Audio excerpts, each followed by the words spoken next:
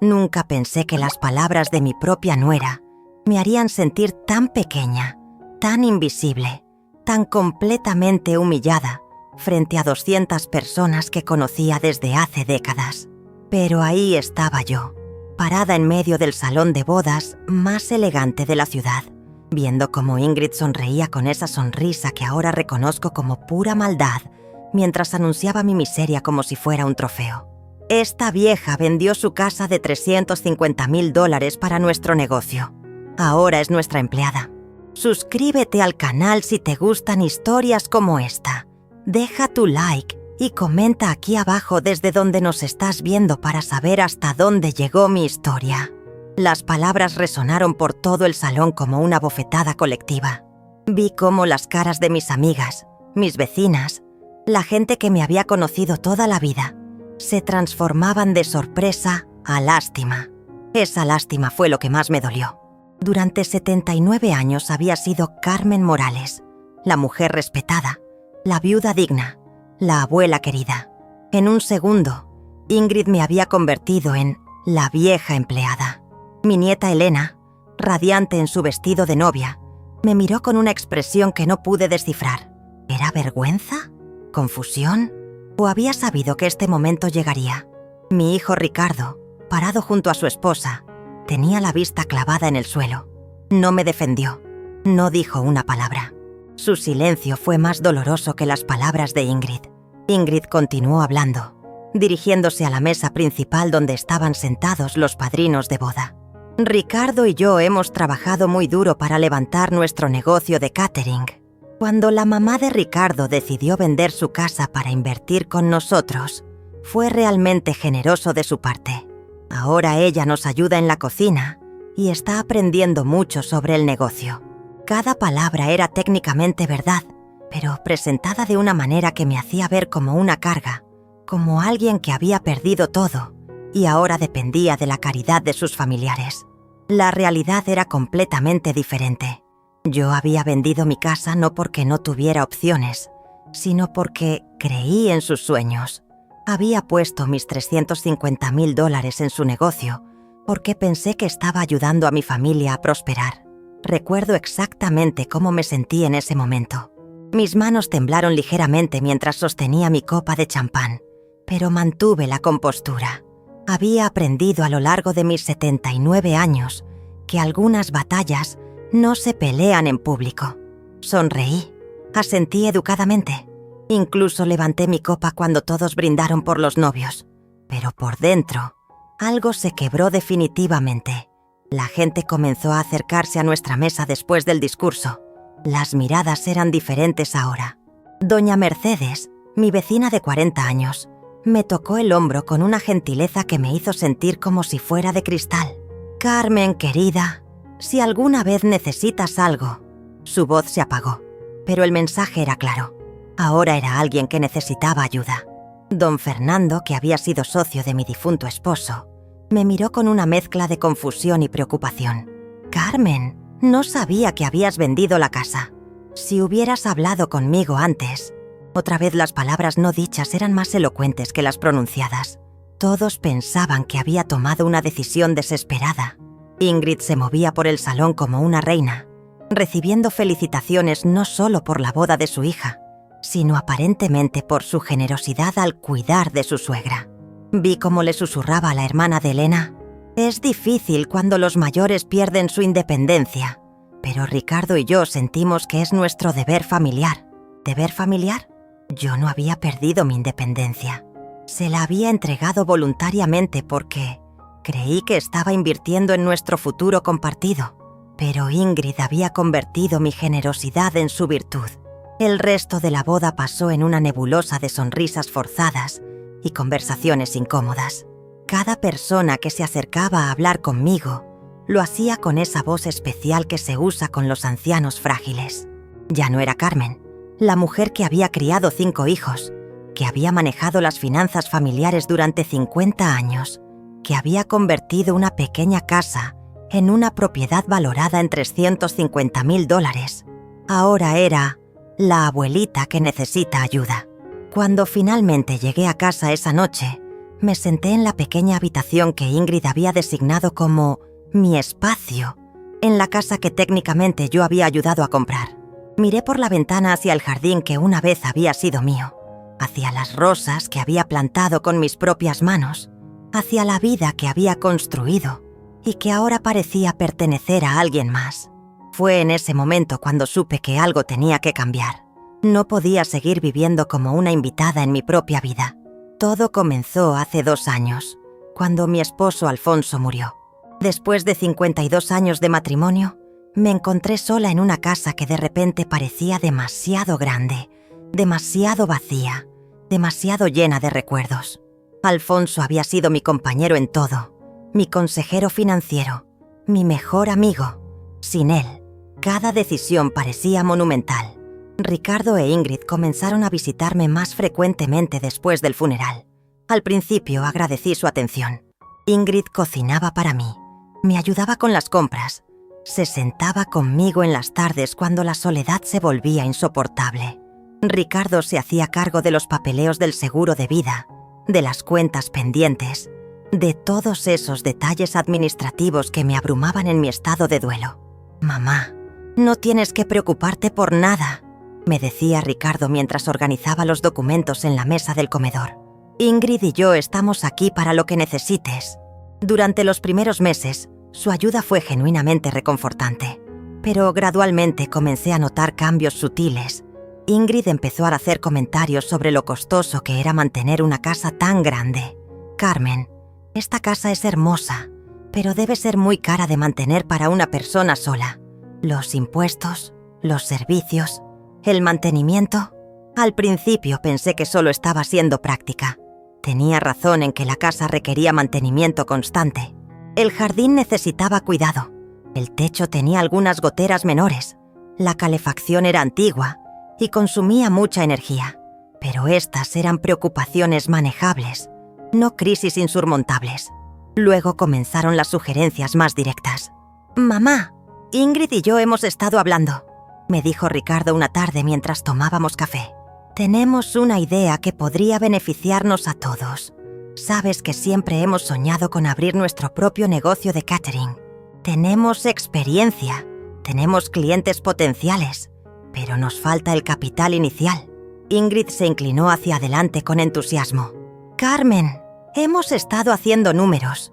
Si vendieras esta casa, podrías comprar algo más pequeño y moderno, más fácil de mantener, y usar el resto del dinero para invertir en nuestro negocio.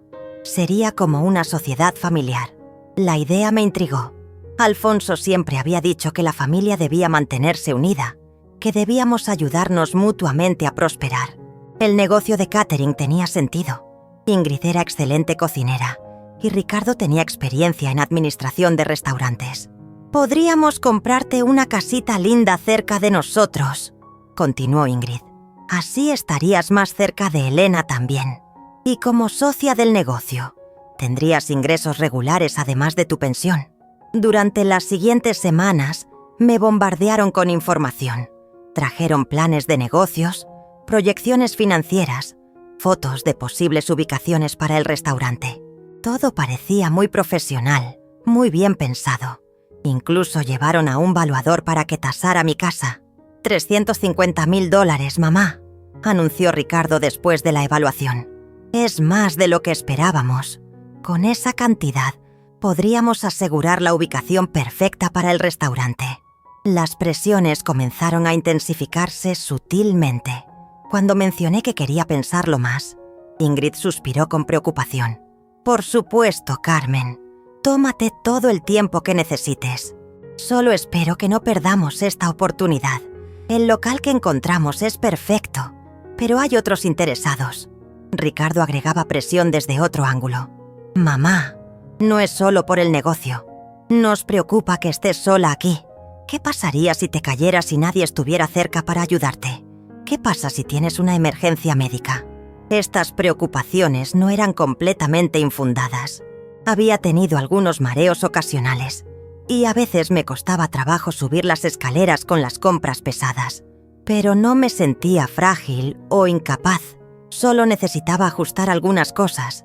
Sin embargo, la presión constante y la lógica aparente de sus argumentos comenzaron a erosionar mi resistencia. Cuando finalmente acepté vender la casa, lo hice con la convicción de que estaba tomando una decisión inteligente que beneficiaría a toda la familia. El proceso de venta fue rápido, más rápido de lo que había esperado. Ricardo e Ingrid se encargaron de todo. Encontraron al comprador, manejaron la documentación, coordinaron la mudanza. Yo solo tuve que firmar papeles. «No te preocupes por los detalles legales, mamá», me aseguró Ricardo. «Nosotros nos encargamos de todo. Tú solo necesitas relajarte y prepararte para tu nueva vida». Debería haberme dado cuenta de que algo estaba mal cuando insistieron en que el dinero de la venta fuera directamente a una cuenta conjunta para el negocio. «Es más eficiente para propósitos fiscales», explicó Ingrid, «y así podemos empezar inmediatamente con las renovaciones del local». También debería haber cuestionado por qué mi nueva casita linda resultó ser una habitación en la casa que ellos habían comprado con mi dinero. «Es temporal», me aseguraron, «hasta que encontremos el lugar perfecto para ti». Pero lo que más debería haberme alarmado fueron los cambios inmediatos en su trato hacia mí. Tan pronto como se firmaron los papeles, las conversaciones sobre mis preferencias, mis opiniones, mis necesidades, simplemente cesaron. Ya no era Carmen Morales tomando decisiones sobre su vida. Era mamá siendo cuidada. El negocio de catering se abrió 3 meses después. Yo trabajaba en la cocina, preparando vegetales, lavando platos, haciendo el trabajo que Ingrid consideraba apropiado para mí. Cuando pregunté sobre mi participación como socia, sobre revisar los libros o entender las finanzas, Ricardo me tranquilizó diciendo que esos detalles eran demasiado complicados y que yo no necesitaba preocuparme por eso. «Tú solo disfruta de no tener que preocuparte por las responsabilidades, mamá. Nosotros nos encargamos de todo». Así fue como pasé de ser una mujer independiente con una casa de $350,000 a ser la empleada en un negocio que yo había financiado completamente. Los días siguientes a la boda fueron diferentes. No pude quitarme de la mente las caras de lástima de las personas que me habían conocido toda la vida. Cada vez que cerraba los ojos, escuchaba la voz de Ingrid diciendo: «Esta vieja vendió su casa. Ahora es nuestra empleada». Y sentía que algo dentro de mí se endurecía. Comencé a prestar más atención a las conversaciones que sucedían a mi alrededor. Ingrid y Ricardo siempre habían hablado libremente en mi presencia, pero ahora me daba cuenta de que me trataban como si fuera invisible, como si mis oídos no funcionaran, o como si mi opinión simplemente no importara. Una tarde, mientras lavaba los platos en la cocina del restaurante, escuché a Ingrid hablando por teléfono con su hermana. No es difícil manejarla. La vieja está completamente bajo control. Cree que es socia del negocio, pero legalmente no tiene nada. Ricardo se aseguró de que todos los papeles estuvieran a nuestro nombre. Me quedé paralizada con las manos sumergidas en el agua jabonosa. ¿Legalmente no tenía nada? Pero yo había puesto $350,000 de mi propia casa en este negocio. ¿Cómo era posible que no tuviera derechos legales? Sí. Fue brillante de mi parte sugerir la cuenta conjunta, continuó Ingrid. El dinero técnicamente fue un préstamo familiar que ella nos dio voluntariamente. No hay ningún documento que la nombre como socia. Ricardo manejó todo eso perfectamente. Sentí como si el suelo se moviera bajo mis pies. ¿Préstamo familiar? Nunca habíamos hablado de un préstamo. Siempre se había discutido como una inversión, como una sociedad. Pero aparentemente, mientras yo pensaba que estaba invirtiendo en nuestro futuro conjunto, ellos estaban ejecutando un plan para quedarse con mi dinero. Lo mejor de todo es que ella hace todo el trabajo sucio, sin quejarse. Se rió Ingrid. Viene todos los días, lava platos, corta vegetales, limpia. Es como tener empleada gratis, excepto que ella nos pagó por el privilegio. Esa noche, cuando regresé a mi pequeña habitación, busqué todos los documentos que tenía relacionados con la venta de mi casa y la inversión en el negocio. No había mucho. Ricardo había manejado todo tan eficientemente que yo apenas había visto los papeles que firmé. Revisé mi copia del contrato de venta de la casa. El dinero había ido directamente a una cuenta a nombre de Ricardo e Ingrid. Busqué algún documento que me nombrara como socia del negocio, algún papel que estableciera mis derechos como inversionista. No encontré nada. Durante los siguientes días comencé a observar más cuidadosamente cómo funcionaba realmente el negocio. Veía las facturas que llegaban, los cheques que se depositaban, las conversaciones sobre ganancias y gastos. Gradualmente me di cuenta de que el negocio estaba siendo muy exitoso, mucho más exitoso de lo que Ricardo e Ingrid me habían dado a entender. «Las cosas están un poco apretadas este mes, mamá», me había dicho Ricardo la semana anterior cuando le pregunté sobre las ganancias. «Apenas estamos cubriendo gastos, pero no te preocupes, estás cubierta con casa y comida». Pero yo había visto las reservaciones para las próximas semanas. Habían catering para 3 bodas grandes, 2 eventos corporativos y varios cumpleaños privados. Los números no cuadraban con su historia de apenas cubrir gastos. Una mañana, llegué temprano al restaurante y encontré a Ricardo revisando los libros de contabilidad en su oficina. Dejé que creyera que no me había visto y me quedé cerca, organizando los suministros de limpieza mientras escuchaba su conversación telefónica. «Sí, este mes vamos a tener ganancias netas de cerca de $25,000, le decía a alguien. «El negocio está creciendo más rápido de lo que esperábamos. Vamos a poder expandirnos al local de al lado el próximo año. $25,000 en un mes». Yo estaba trabajando gratis en un negocio que generaba $25,000 mensuales de ganancia, un negocio que yo había financiado completamente con mi casa de $350,000, y ellos me habían dicho que apenas cubrían gastos. «La mejor parte es que no tenemos socios que reclamen porcentajes», continuó Ricardo.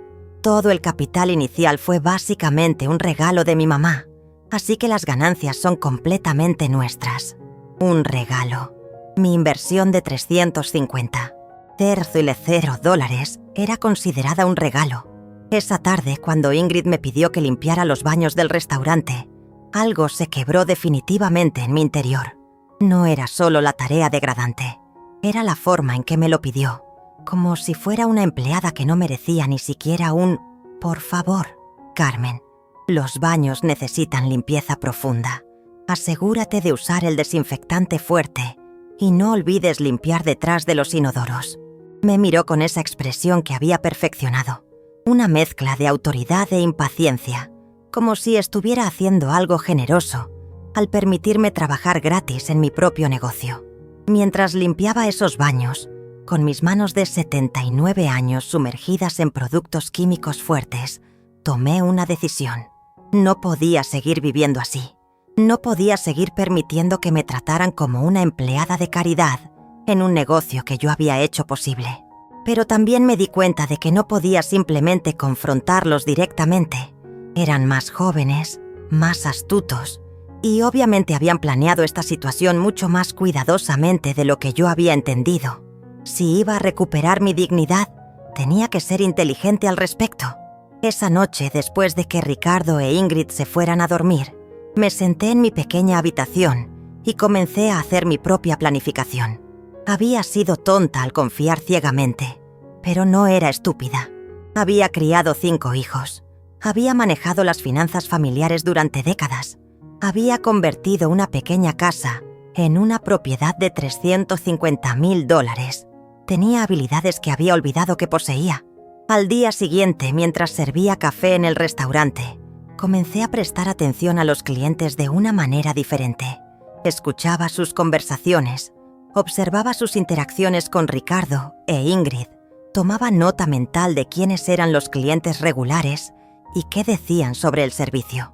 También comencé a documentar todo lo que veía y escuchaba. Cada conversación sobre dinero, cada comentario despectivo sobre mí, cada evidencia de que el negocio era mucho más próspero de lo que me habían dicho. Escribía todo en un pequeño cuaderno que guardaba escondido entre mi ropa. La guerra había comenzado, pero esta vez yo no sería la víctima. Decidí que mi primer paso tenía que ser entender exactamente cuál era mi situación legal. Durante 50 años de matrimonio, Alfonso había manejado la mayoría de nuestros asuntos legales.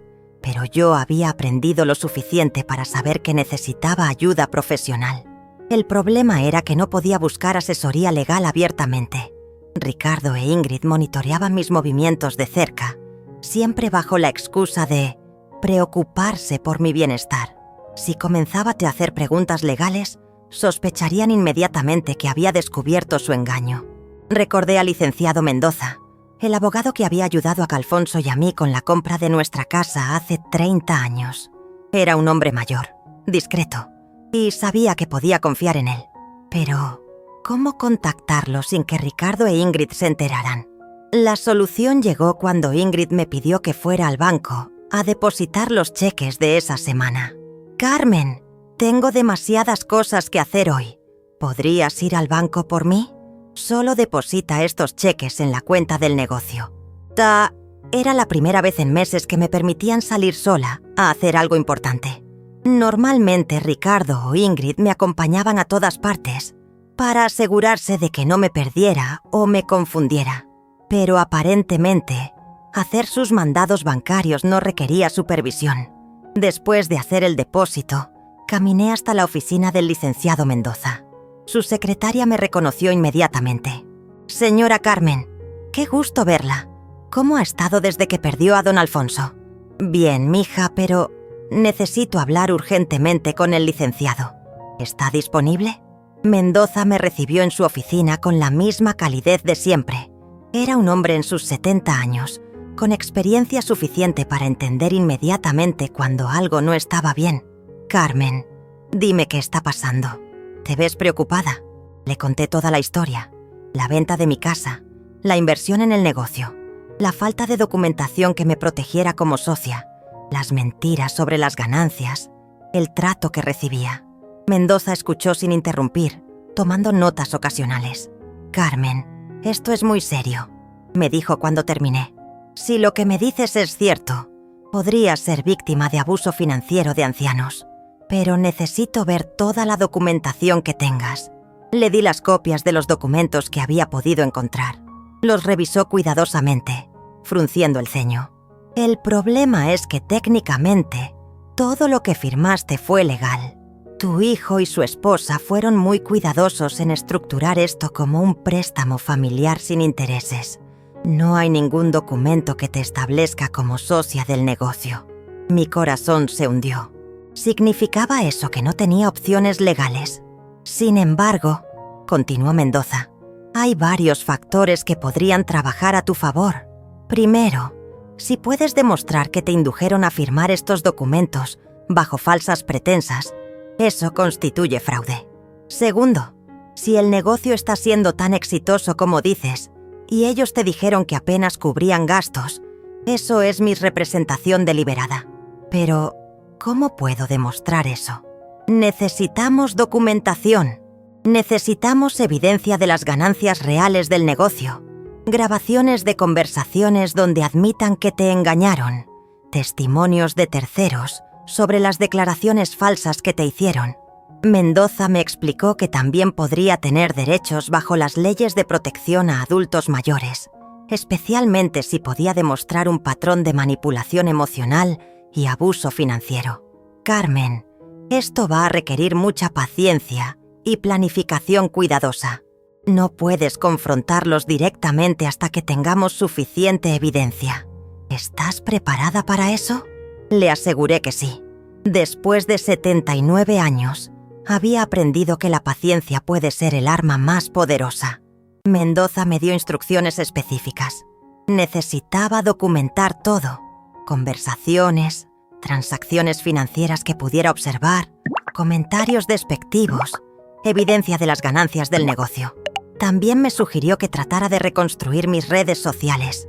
¿Reconstruir mis redes sociales? «Carmen, uno de los signos del abuso de ancianos es el aislamiento. Te han separado gradualmente de tus amigos, de tu independencia, de tu vida social. Necesitas reconectar con personas que te conocieron antes, que pueden testificar sobre tu competencia mental y sobre las circunstancias de la venta de tu casa». Tenía razón.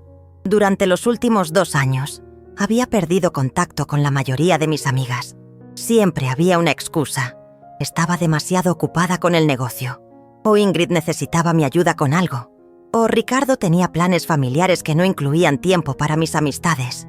También, agregó Mendoza, necesitas establecer tu independencia financiera gradualmente. ¿Tienes acceso a tu pensión? Sí, pero va directamente a una cuenta que Ricardo maneja. Dice que es más fácil así. Vamos a cambiar eso discretamente. Voy a ayudarte a abrir tu propia cuenta bancaria. Necesitas tener algún dinero bajo tu control. Durante la siguiente hora, Mendoza me ayudó a abrir una cuenta de ahorros en un banco diferente. Arreglamos que una parte de mi pensión fuera depositada ahí directamente. No era mucho dinero, pero era un comienzo hacia la independencia. Carmen, este proceso puede tomar meses. Vas a tener que seguir viviendo con ellos, trabajando en el restaurante, actuando como si no supieras nada. ¿Puedes hacer eso? Licenciado, he estado fingiendo que soy feliz siendo su empleada durante meses. ¿Puedo seguir fingiendo un poco más?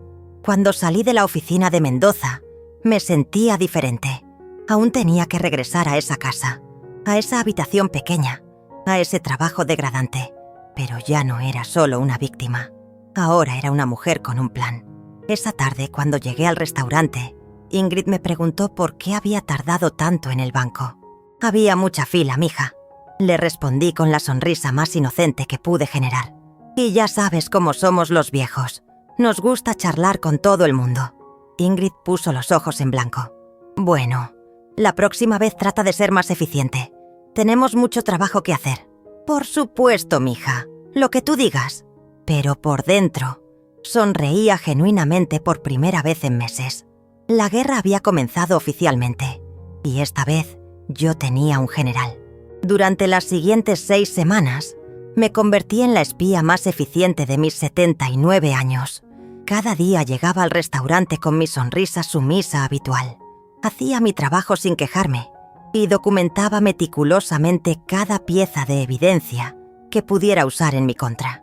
Había logrado fotografiar secretamente las facturas más importantes usando el teléfono celular que Elena me había regalado para mi cumpleaños. Ricardo e Ingrid pensaban que era demasiado vieja para entender la tecnología, pero mi nieta me había enseñado lo básico. Lo que ellos no sabían es que también me había enseñado a grabar conversaciones. La información que había recopilado era devastadora. El restaurante generaba entre $20,000 y $30,000 de ganancia mensual. Habían expandido el negocio para incluir servicios de catering corporativo. Incluso habían comenzado a planear la apertura de una segunda ubicación. Todo esto con mi dinero, mientras me decían que apenas cubrían gastos. Pero la evidencia más incriminatoria llegó por accidente, durante una conversación telefónica que Ingrid tuvo mientras pensaba que yo estaba en el almacén. «Mira, hermana, te voy a ser honesta», le decía a su hermana por teléfono. Al principio me daba un poco de lástima la vieja, pero luego me di cuenta de que ella se había beneficiado de nosotros durante años, viviendo en esa casa grande mientras nosotros luchábamos para salir adelante. Así que cuando se murió su esposo, vimos la oportunidad perfecta. Mi mano tembló mientras mantenía el teléfono grabando. Ricardo fue brillante con los papeles legales. La convenció de que era una inversión familiar, pero legalmente todo quedó como un préstamo sin intereses que ella nos dio voluntariamente. No tiene ningún derecho sobre el negocio. ¿Y ella no sospecha nada? Para nada. Es una vieja ingenua. Viene todos los días, hace todo el trabajo sucio y piensa que estamos siendo generosos al dejarla ayudar en el negocio.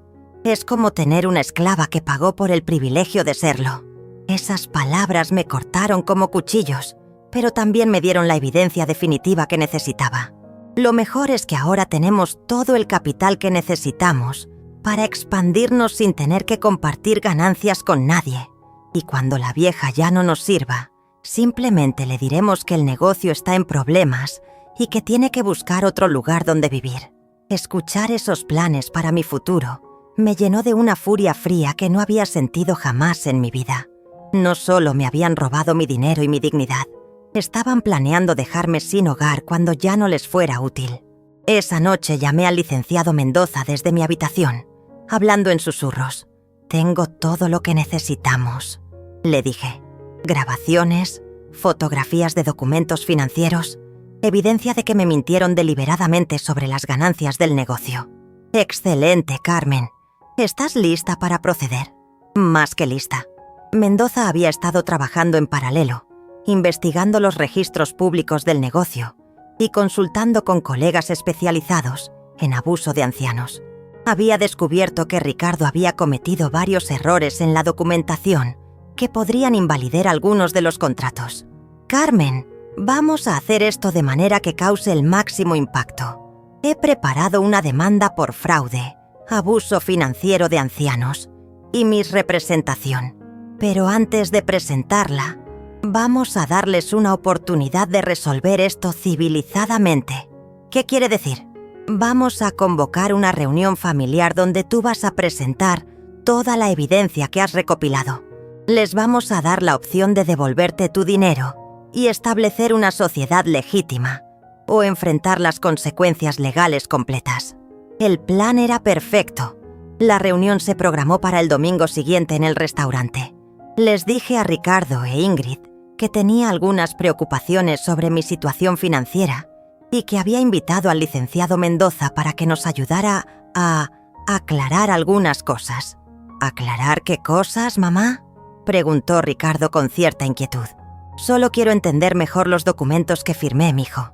A mi edad, a veces me confundo con los papeles legales. Ingrid intercambió una mirada de alivio con Ricardo. Claramente pensaron que yo había traído al abogado para ayudarme a organizar mis papeles como una anciana confundida. El domingo llegó con una claridad cristalina que me pareció apropiada.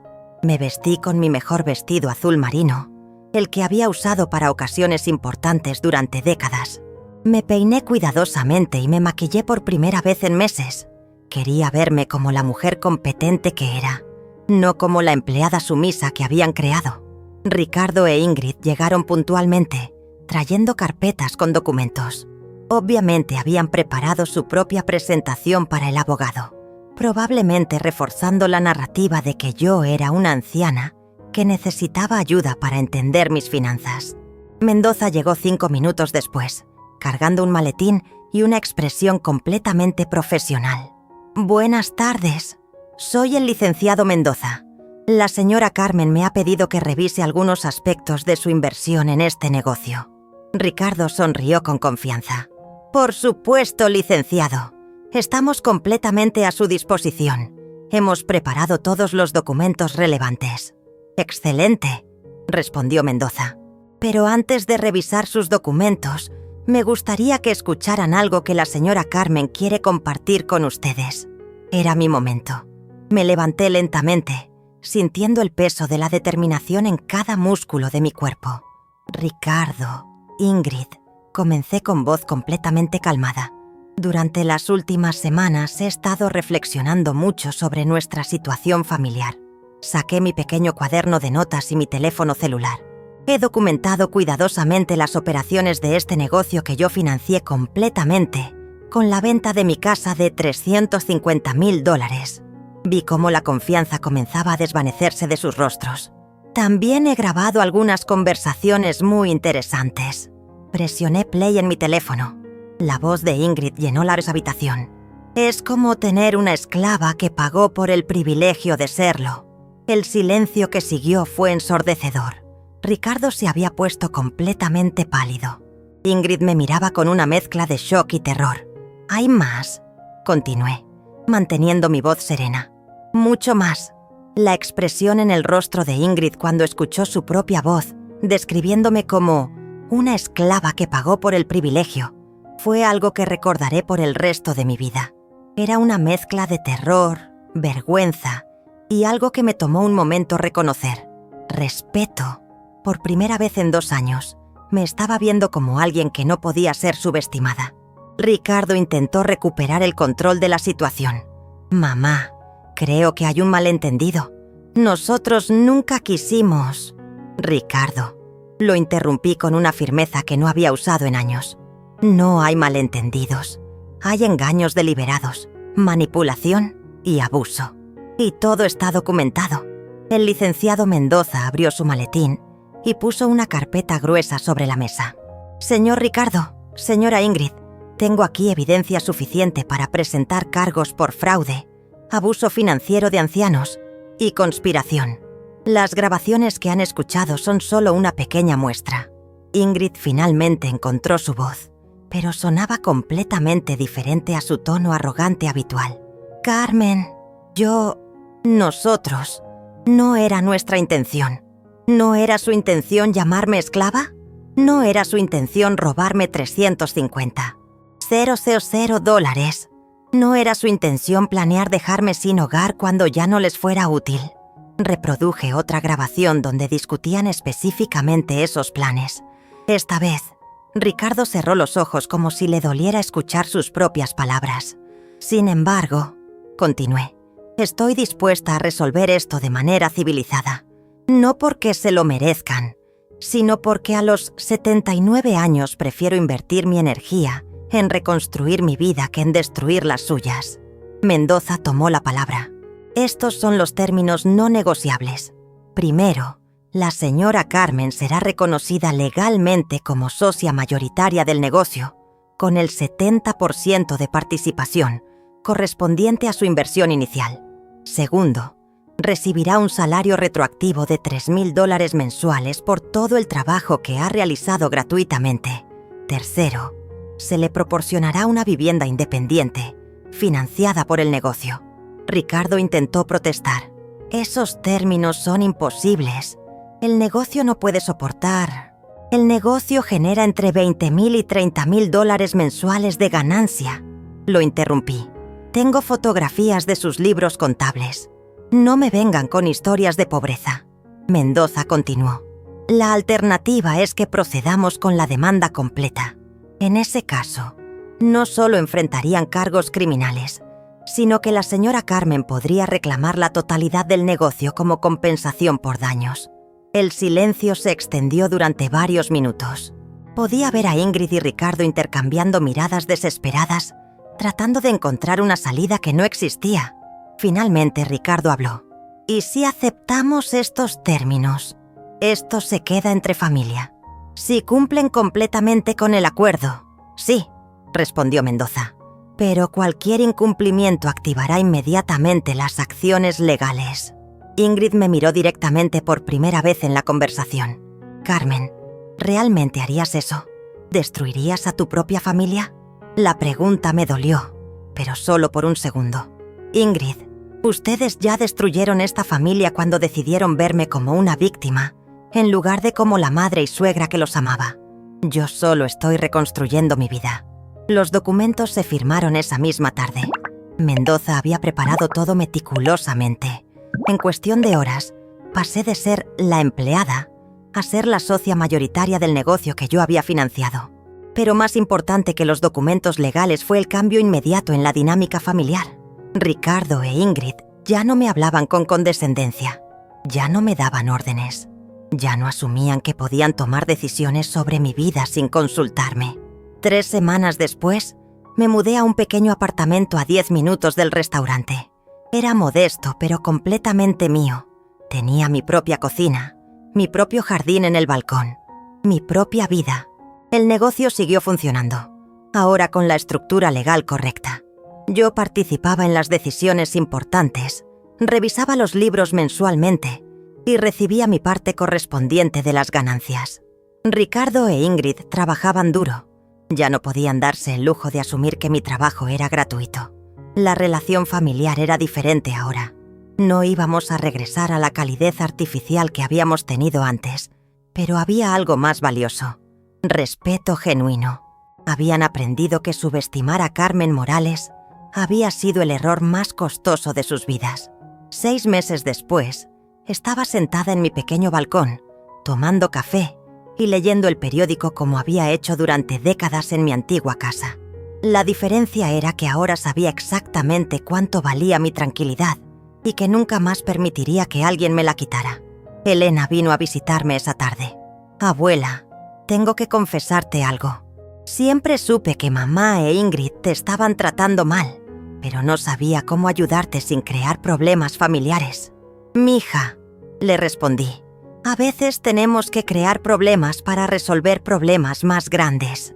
Me contó que varios familiares habían comentado sobre mi comportamiento en la boda, sobre cómo había manejado la humillación con tanta dignidad que los había hecho sentir incómodos.